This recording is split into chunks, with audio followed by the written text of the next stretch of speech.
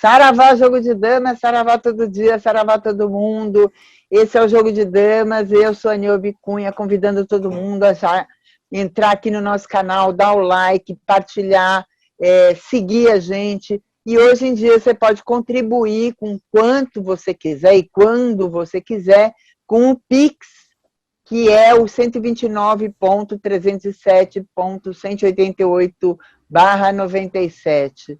A gente conta com essa ajuda, se possível, mas também ajuda muito quem divulga o canal, quem se torna membro, enfim, tem atos gratuitos que também ajudam demais. Então, cada um ajuda como pode. É muito importante essa ajuda aos canais independentes.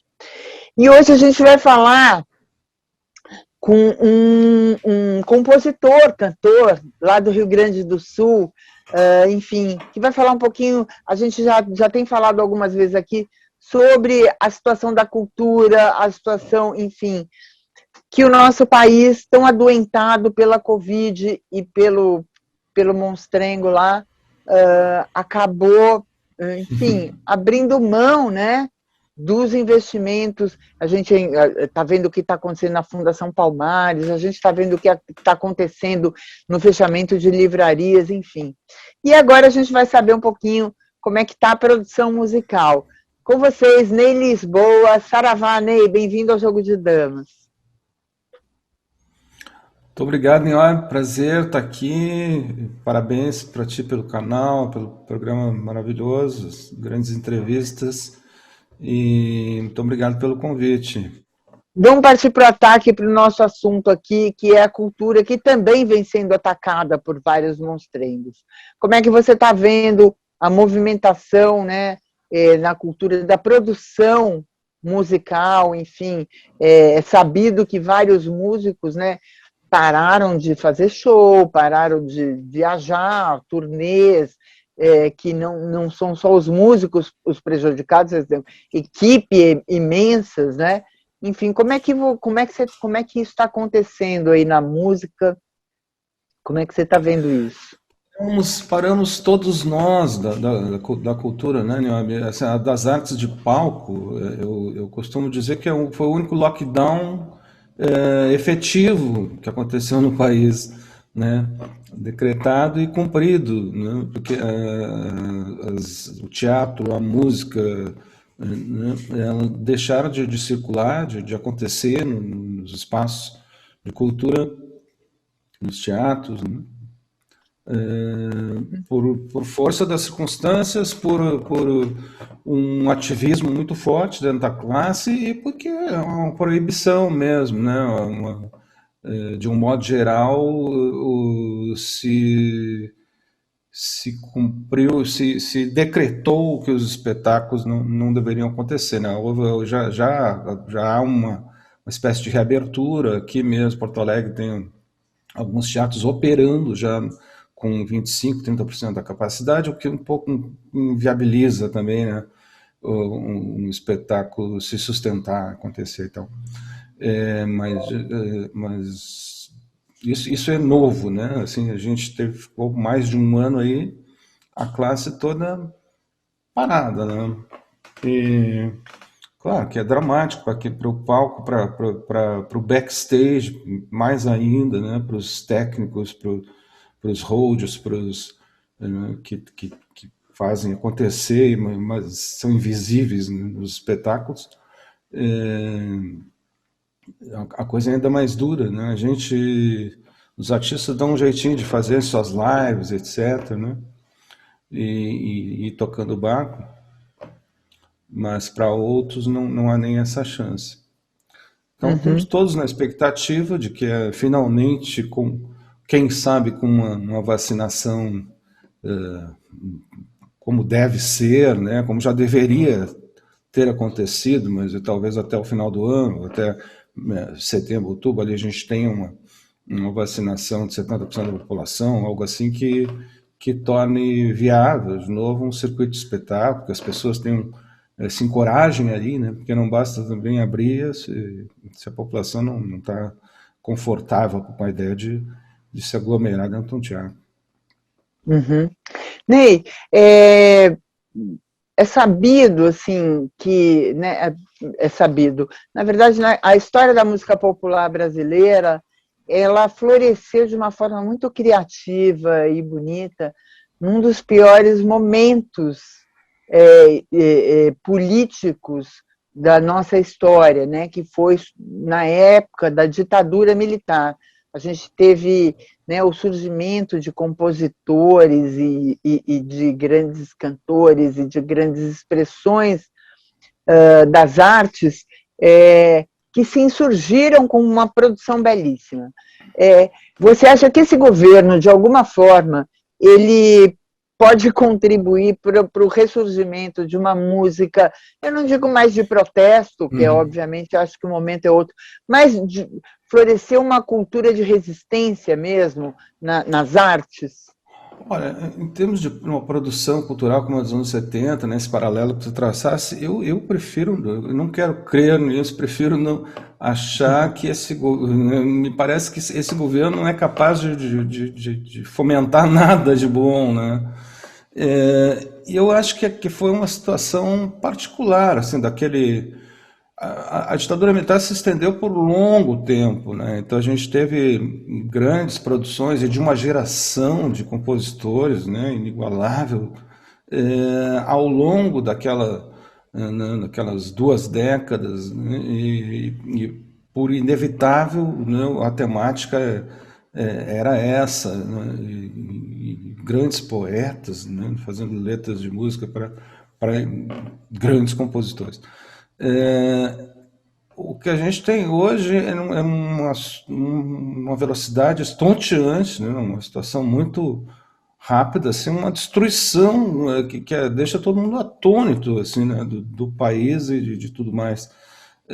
Então, eu acho que nem deu tempo de se absorver, de se elaborar, assim, para que eu tenho composto coisas que tem como temática esse momento, esse contexto, etc. Mas de uma forma geral e com a densidade que a gente teve na década de 70, eu não quero nem crer que vai acontecer, porque eu acho que envolveria a gente estender esse período das trevas aqui, bolsonaristas, por muito mais tempo. Eu estou na torcida de que a gente esteja acabando com isso no ano que vem, né? Uhum. Então, não me agrada a ideia, sabe, de que a gente tenha que ter uma obscuridade dessas, assim, para produzir as coisas mais lindas da cultura. É claro que os períodos sofridos pode trazer belas obras de arte e tal, mas prefiro que, se for o caso, abdicar um pouco da beleza e da elegância artística em prol de uma vivência mais saudável né, e justa para todo Não, mundo. claro, claro.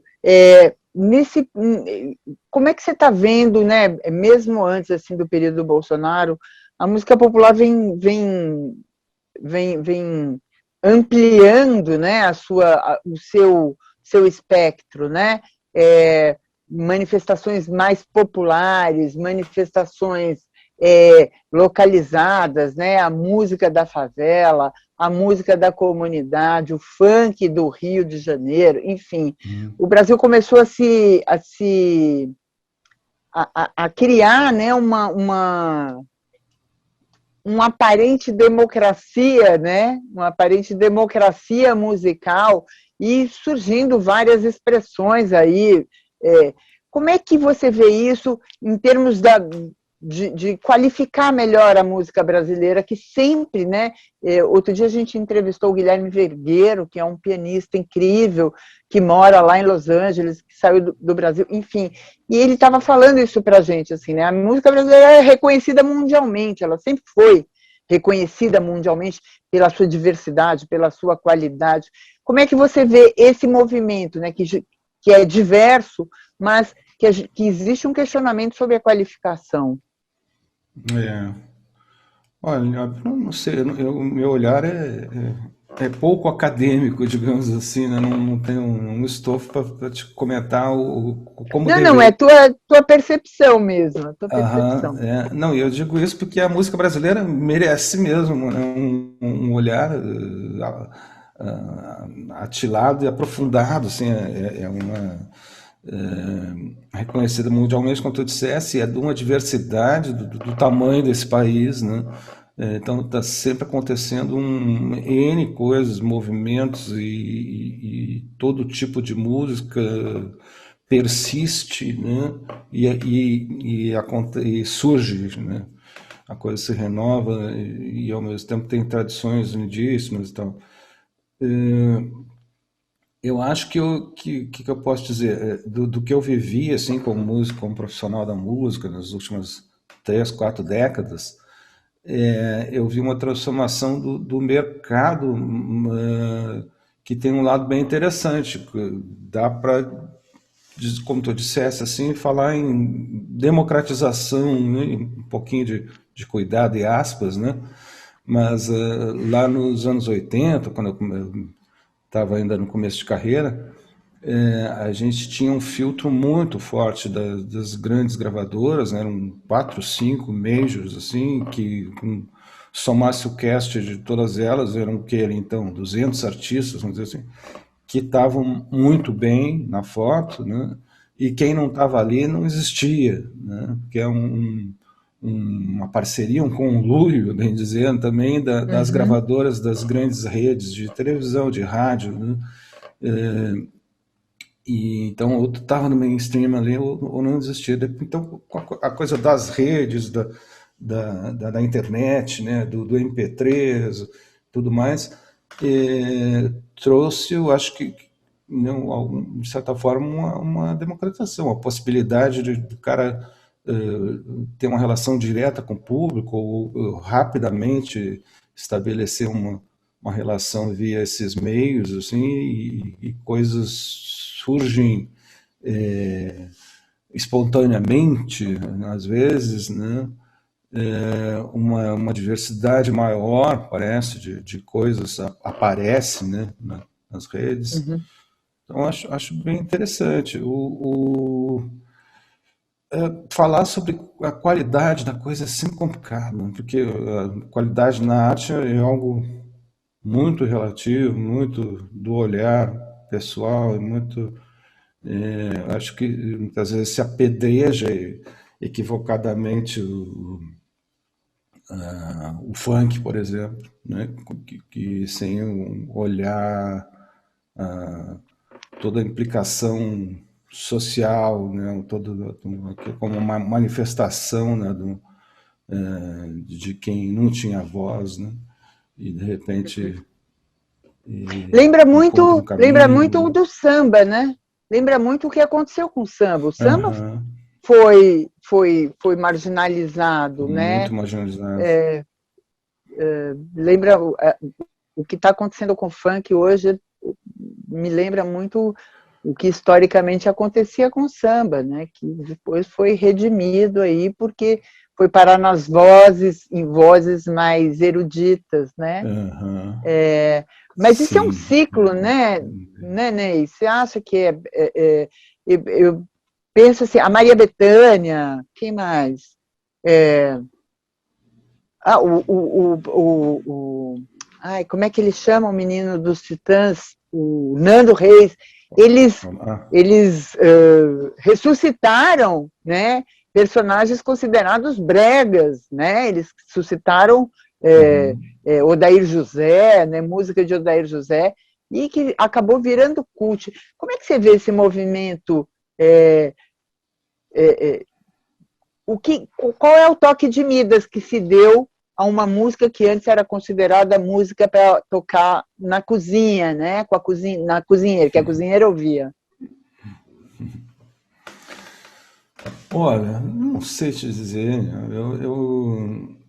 Eu torço muito para que a gente conviva dentro de uma diversidade sem preconceito nenhum, contra música nenhuma, né?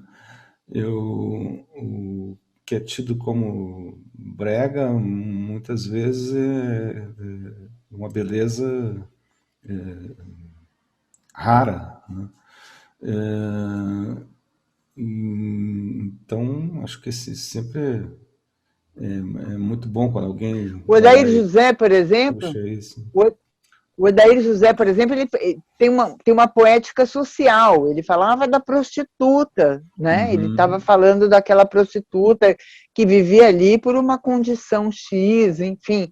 Então tinha, né? Tinha e isso acabou sendo resgatado e ficou bonito, né? Na voz do Nando Reis. Mas enquanto foi o Odair José ali, era uma coisa.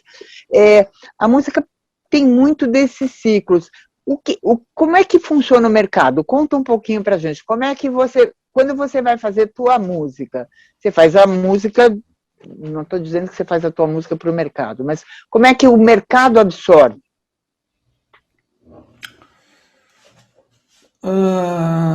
Olha,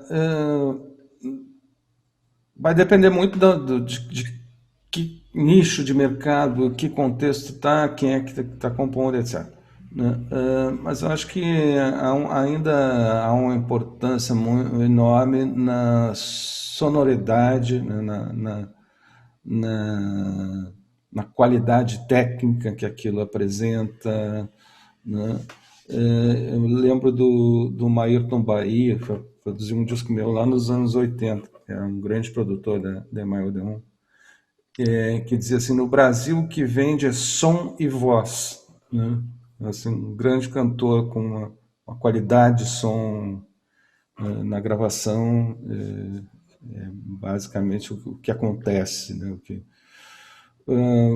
De lá para cá, claro, muita coisa mudou, né? A gente passou pelo grunge, né? A gente passou pelo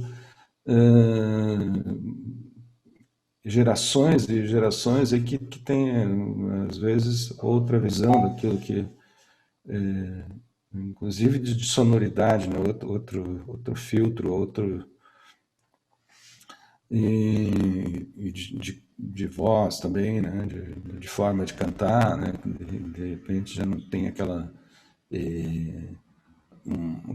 necessidade de um canto potente, né? E visivelmente técnico, mas sim de alguém que está né, de forma informal até dizendo alguma coisa importante, né? Acho que de tempos para cá isso se tornou mais atônica, né? A juventude é sempre né, dentro do mercado de música um imperativo maior, né? Aí tu vai ter, claro, outros nichos, né, que vamos chamar de adulto contemporâneo, né? Vamos chamar a gente de adulto contemporâneo para passar um paninho para a idade, mas a maior porção do mercado está voltado para a juventude, que é o maior consumidor de música, né? E acho que a gente padece, acho, não, é sabido, né? A gente, em boa parte do que é feito aqui, inspirado pela cultura norte-americana, né? Pelo rock inglês, que também tem uma história muito forte, né? Mas o Brasil tem uma força tão grande na música que isso também passa pela nossa antropofagia, né? É muito absorvido, relido e posto para fora de formas muito interessantes, assim, Uhum. né? Se mistura muito aqui música brasileira com a música pop de fora e com a música pop é de uma raiz negra, basicamente, no mundo inteiro hoje, né? Tudo que se faz dali veio. E no Brasil isso é explícito, né? Então a gente tem uma força da música. A Bahia, né, fez a trilha de décadas aí do final dos anos 2000 e agora o Rio de Janeiro, as periferias, né, mostrando sua voz também. E, mas olha, se dá para falar, né? A gente é um país continente, né? E nessa matéria de música ali, daria para discursar horas, né? Sem voltar, sem, sem se repetir. Uhum. Me conta pra gente quem são os seus musos, musas, qual é a sua inspiração musical? Por um lado, a música brasileira, da qual a gente está falando, se referindo aqui aos anos 70, né, aquela grande MPB, assim, ela foi o que mais me formou, acho, né? Os, os baianos, todos os mineiros, a música do Nordeste me pegou muito forte aqui em Porto Alegre, né? Da cultura urbana gaúcha, tá? Uhum. Naquela época. E Jorge Malta também, né, muita coisa de São Paulo também. E, mas tem também um lado da música pop. Assim, eu nunca fui um roqueiro, me pegou bastante. Eu morei um ano nos Estados Unidos com um intercâmbio, aqueles terminando o colégio, né? Uhum. E, e foi justamente a hora em que eu comecei a compor. Quando decidi que ia fazer música e tal. Então, ouvia bastante a música pop daquela época, né? Folk, né? Paul Simon da vida, e Elton John, e Beatles, que ainda recém tinham se separado. E tem essa mistura aí que me fez, né? Basicamente música urbana, né? Não tenho nenhum pé assim na tradição gaúcha que tem lá Não? suas belezas. Não, não tem mesmo nenhum envolvimento artístico com isso. Até tenho família que veio da fronteira. Minha mãe nasceu lá em Uruguaiana, que é a fronteira ali com a Argentina. Meu avô era uruguaio, então tem uma relação interessante com o Uruguai, com a música do Uruguai. Eu curto bastante. Fiz um disco nos anos 90 voltado para a música do Uruguai, com músicos uruguaios, né? O candombe, que é uma música negra do Uruguai. Mas a música campeira mesmo, nunca. Na verdade, a música não tem muita região, né? A música Você teve alguma referência na tua família ou você foi ser músico assim? É uma coisa que nasceu contigo? Teve alguma Ninguém é referência? profissional da música, mas todo mundo via muito se tocava piano em casa. Minhas irmãs tocavam violão também. Eu comecei a estudar um pouco de violão. O, Era um final da minha infância, foi os anos 60, final. Eu comecei aprender um pouquinho de violão, era ali 67, 8. Tu imagina que tinha no ar assim, os festivais da Record, tinha o Bossa Nova, o Tropicalismo, a Jovem Guarda, os Beatles, tudo acontecendo, mas, ao mesmo tempo não tinha como não estar, né, com a música, né, viva dentro da Uhum. gente. Mas também é muito em função da letra, assim, né? Lá em casa era todo mundo comunista, assim, os filhos, né? Por conta do meu irmão mais velho, que era já assim, envolvido no movimento estudantil, e depois foi para a luta armada, foi morto, né, pela ditadura brasileira. Luiz Eurico Lisboa, primeiro desaparecido político que teve o corpo encontrado no Brasil. A gente E entrevistou a Suzana. a querida Suzana, né, conheci. A Suzana, para quem não sabe, é cunhada do Ney, foi casada com o irmão do Ney, o irmão Eu que sou desaparecido cunhado político. dela. E o corpo do irmão do Ney foi o primeiro corpo, né, identificado, né, Ney? Exato, Dos foi mal desaparecidos políticos. Como é que foi isso na acusado de família, asco. Ney? Então, no primeiro momento, o Ico era um querido irmão muito inspirador e poeta, né? Dentro de casa, ele costumava ler as poesias dele em voz alta para todo mundo, né? Fazia uns recitais improvisados. E um poeta de mão cheia, com aquela idade de 18 anos, a produção dele, a Susana reuniu num livro chamado Condições Ideais para o Amor, é fantástico. E claro, depois o choque, né, a tristeza, a dureza dos anos em que ele teve clandestino e afinal desaparecido durante 7 anos, né? A gente ficou sem saber onde, sabendo, né, que tinha sido certamente, tinha morrido na luta, tinha sido morto de alguma forma, Mas seus pais não mas tinham nenhum envolvimento político, né? não. Foi um movimento Meus dele mesmo. pais não tinham nem sequer uma história maior de posicionamento. Então, né, o Luiz Eurico foi mais inspirado, acho que por um tio meu do Alegrete, que esse sim era mais politizado e tinha uma boa leitura e tal. E alguns Uhum. professores, né, que marcaram também na vida dele. Então. Mas foi ele que puxou a carruagem. Ali as minhas irmãs também se envolveram. Teve uma que ficou também presa na Albânia. Tenho 2 primos que ficaram presos também aqui em Porto Alegre durante 2 anos. E, então, a família bem envolvida. Ney, diante desse cenário que a gente está vendo em relação à cultura, né? Como é que se sobrevive? Como é que você está sobrevivendo da tua arte?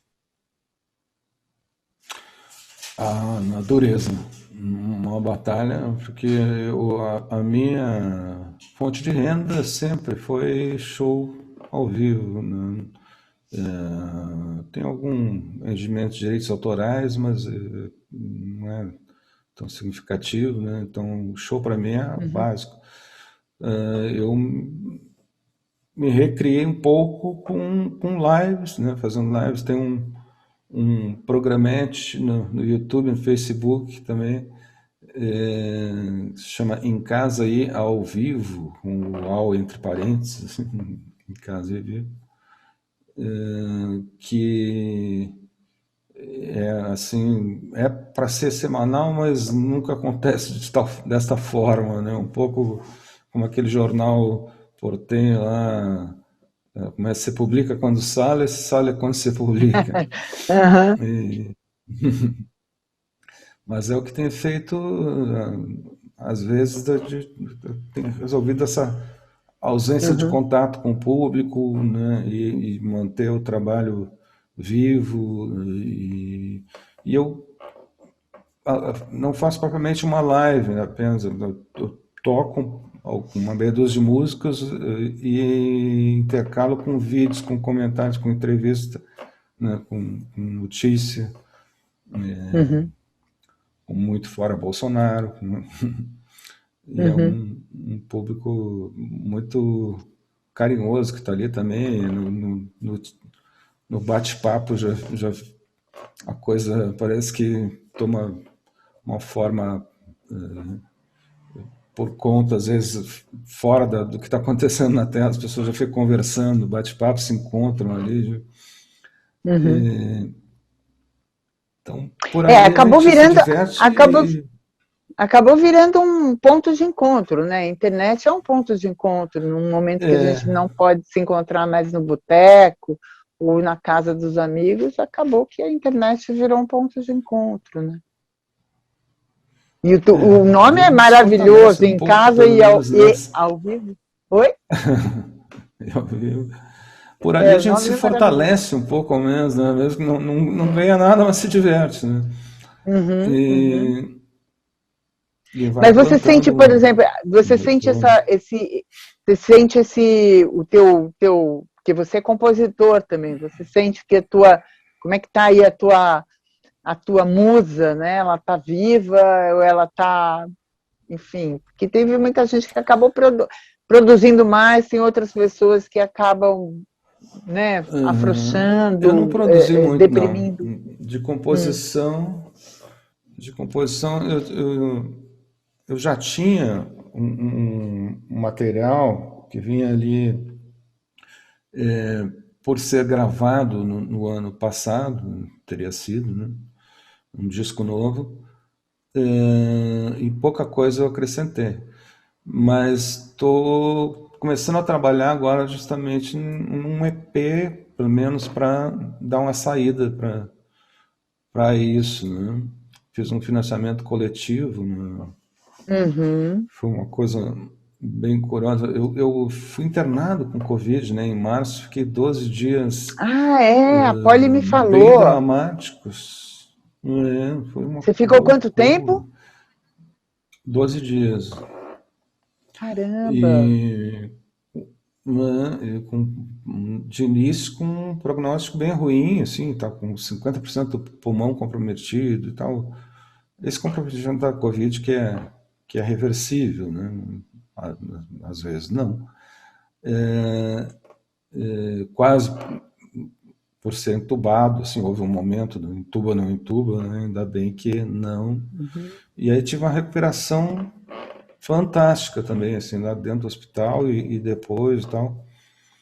Então, foi um sustaço, dá para dizer, com uma sorte enorme no final, né? E aí, por conta disso também, de um outro episódio, que se eu começar a contar aqui, a gente vai levar mais meia hora, que é um edital da Lei Aldir Blanc que aconteceu aqui. Então, eu acabei fazendo um financiamento coletivo e que bombou. E aí bombou tanto que eu disse, não, então isso aqui vamos usar para gravar um EP que seja, né, de 4, 5 músicas Claro. e botar um material na rua, assim. Então, são músicas justamente já mesmo vindas de antes da pandemia, já sobre a era Bolsonaro, né? Enfim, um disco que provavelmente vai se chamar Pandora, né? E todas as canções, as 4, 5, são referentes a essa tragédia, esse momento terrível que a gente vem vivendo. Ney, a gente está se encaminhando para o fim, já queria te agradecer. Obviamente, a gente vai colocar uma música sua aqui no final do programa, porque a gente queria, enfim, divulgar teu trabalho. Queria te agradecer de coração a tua participação no Jogo de Damas JDD, convidar para voltar quando você quiser fazer um lançamento, a gente está de portas abertas. Eu te agradeço. E queria que você reforçasse aí o endereço das tuas lives, que dias que são, enfim, fechasse o programa dando o teu recado. Enquanto isso, eu peço a todos, não deixem de curtir, dar like, se tornar membro do canal, enfim, fazer o que for possível. A gente está com o Pix agora, o Pix nosso é 129.307.188-97, contribui quem puder e quem quiser, quando quiser. Não é só com dinheiro que vocês contribuem assistindo o programa, comentando o programa, divulgando o programa, convidando gente para conhecer o programa. A palavra final é sua, Ney Saravá. Saravá, obrigado de novo, né? É um prazer estar aqui. Convido vocês a passarem por lá, então, o próximo Em Casa ao Vivo, sempre no canal do YouTube, que é youtube.com/neylisboatv, e também no Facebook, na página do Facebook, facebook.com/neylisboa, sábados às 19 horas. E é isso. Querido, muito obrigada, viu? Obrigada de coração, e que a gente consiga vencer essa pandemia e esse pandemônio com a Pandora. Vamos embora, vamos à luta. Beijão pra Saravá, beijo, querido. O que é que eu vou fazer pra te esquecer? Sempre que já nem me lembro, lembras pra mim. Cada sonho teu me abraça ao acordar. acordar, como um anjo lindo, mais leve que o ar, tão doce de olhar, que nenhum adeus pode apagar. O que é que eu vou fazer pra te deixar? Sempre que eu apresso o passo, passas por mim, e um silêncio teu me pede pra voltar. Ao te ver seguindo, mais leve que o ar, tão doce de olhar, que nenhum adeus pode apagar.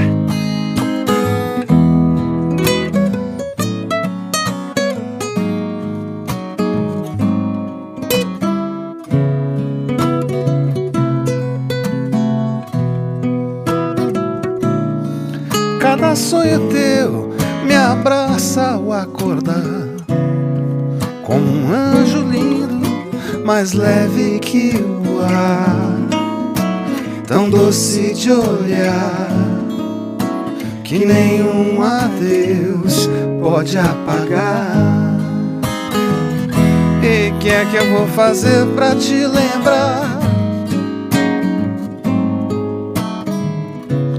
Como tantos que eu conheço e esqueço de amar.